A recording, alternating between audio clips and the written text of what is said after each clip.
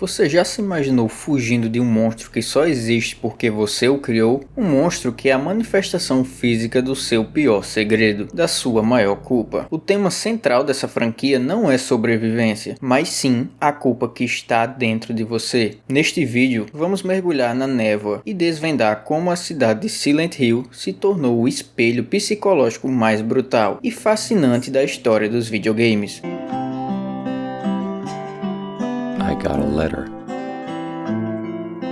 The name on the envelope said Mary.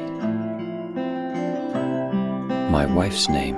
Silent Hill é uma cidade real dentro do universo do jogo, mas ela não se mostra igual para todo mundo. Ela se distorce, se dobra, se apodrece, tudo dependendo de quem entrou nela. Aqui o paradoxo desse game é brutal. Para sobreviver, você precisa lutar contra a manifestação da sua própria mente. O jogo te força a aceitar que o maior perigo não está lá fora, mas no passado que você carrega dentro da sua cabeça, e do qual não existe fuga. É uma mesclagem perfeita entre a vontade de fugir dos seus próprios demônios e a incapacidade de escapar deles. É por isso que Silent Hill é tão atemporal. Ele recontextualiza o gênero de terror, transformando a caça ao monstro em uma sessão de terapia torturante e brutal.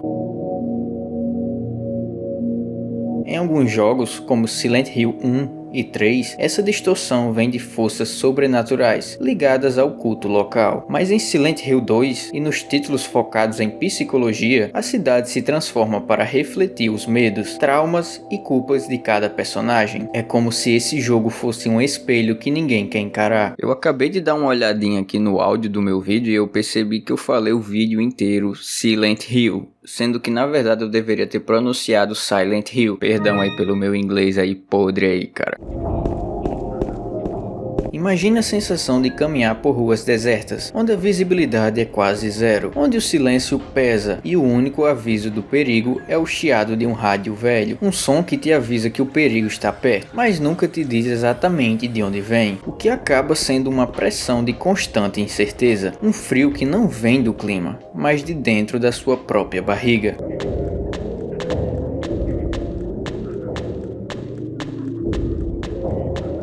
A arquitetura gótica e decrépita da cidade, com suas linhas escuras e detalhadas, se desenvolve no branco opressor e de baixa saturação. De vez em quando, as paredes descascam, os sinais enferrujam, o chão vira metal e ferrugem, e você entra no outro mundo, uma versão industrial, grotesca e violenta da realidade. É o momento em que o jogo deixa de simbolizar e começa a gritar. Em outras palavras, a cidade te dá momentos de falso descanso, apenas para te jogar em um pesadelo mental.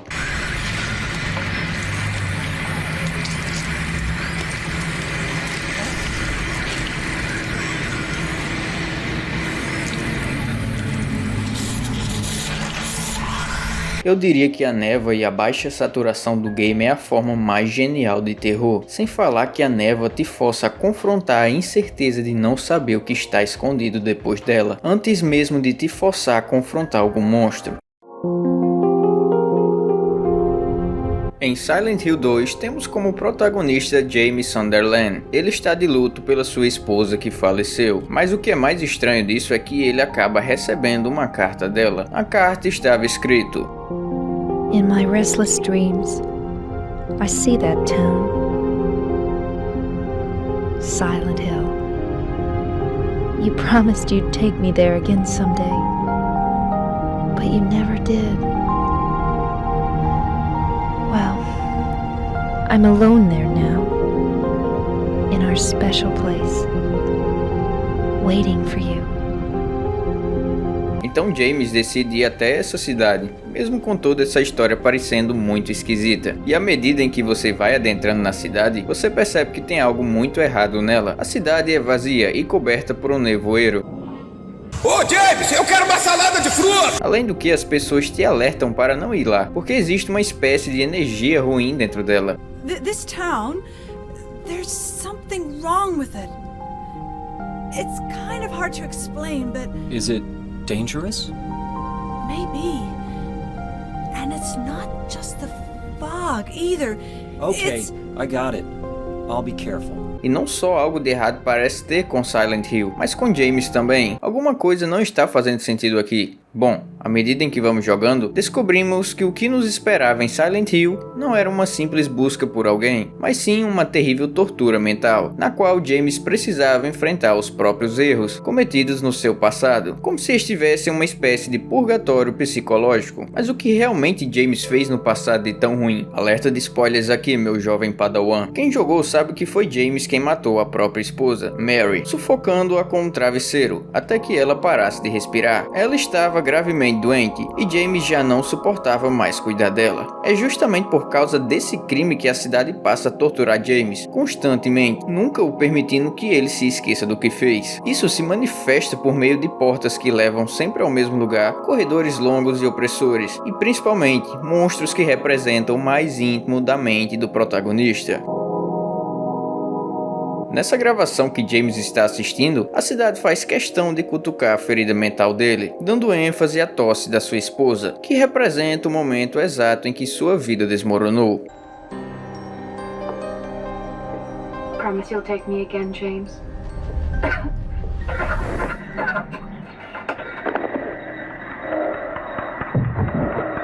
Enquanto a verdade foi evitada por ele, é impossível sair desse inferno.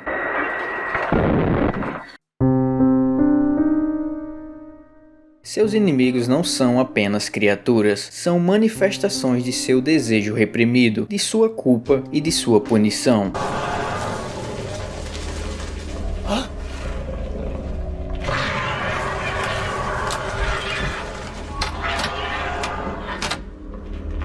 O famoso Pyramid Head é um carrasco macabro que existe para lembrá-lo e puni-lo por seus pecados.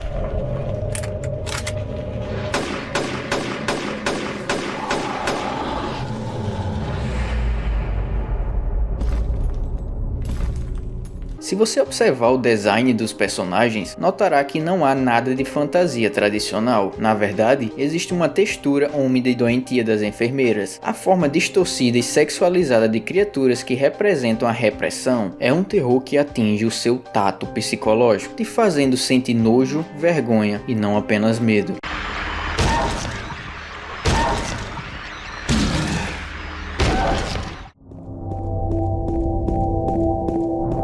No decorrer do jogo, encontramos alguns personagens. Dentre eles, temos Maria, que para James é como uma espécie de representação de fuga. Ela é tudo que James gostaria que fosse verdade. Viva, carinhosa, sem doença e mais sexy que sua esposa. Ela seria tipo a tentação da negação dele. Uma mentira doce, mas toda vez que James se apega a ela, a cidade responde com mais dor e sofrimento, porque a cidade não permite atalhos emocionais. Mary?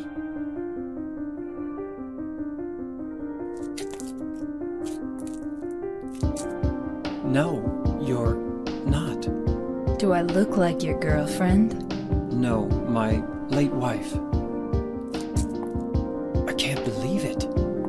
You could be her twin. Your face, your voice, just your hair and clothes are My different. name is Maria. I don't look like a ghost, do I?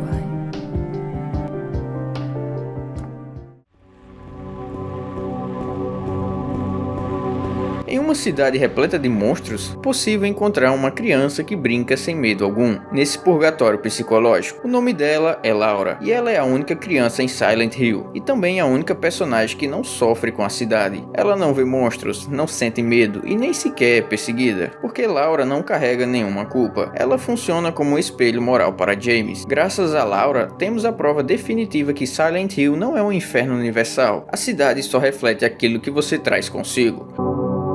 A trilha sonora de Akira Yamaoka não são simplesmente músicas que não dão sentimentos vazios de terror ao game. Pelo contrário, elas funcionam como as emoções que a cidade emite. Yamaoka utilizou uma música de trip hop, industrial e ambient para criar uma paisagem sonora, que é, ao mesmo tempo, linda e perturbadora. Ele entendeu que o silêncio e o ruído são tão importantes quanto a melodia. Apenas escute essa música aqui, cara.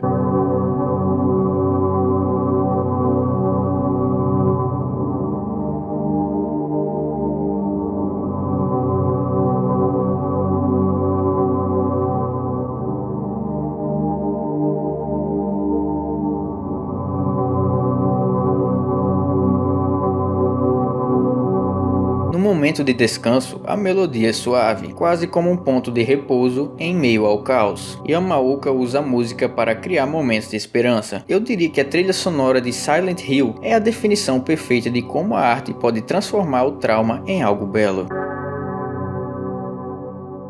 Em Silent Hill 2, nos deparamos com vários finais. Cada um deles são resposta à postura emocional tomada pelo próprio jogador. Mas o final mais aceito e considerado bom ou canônico por mim e por muitos jogadores é o final partida, onde James aceita a culpa dos seus próprios erros. Embora nenhum final seja oficialmente confirmado, esse último que eu mencionei representa o ponto de virada para James, pois ele decide buscar uma nova vida após confrontar a verdade sobre o assassinato de Mary, e a cidade acaba libertando ele de toda a tortura, deixando ele ir embora com Laura.